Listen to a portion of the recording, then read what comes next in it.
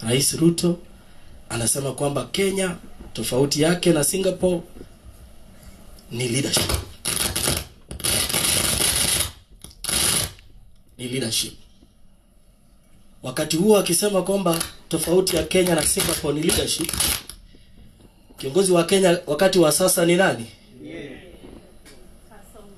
Sijui kama mnanifuata.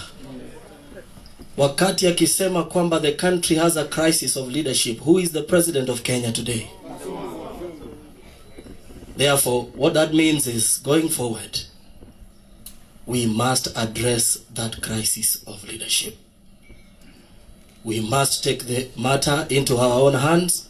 Tuwaweke moja kati ya hao viongozi ambao wako hapa, ambao naamini kwamba wanamcha Mungu kwa kweli na kutoka kwa nyoyo zao, ili Kenya yetu tuanze kuwa na a shared destiny yenye itapatia a bright future for these young people who are coming up.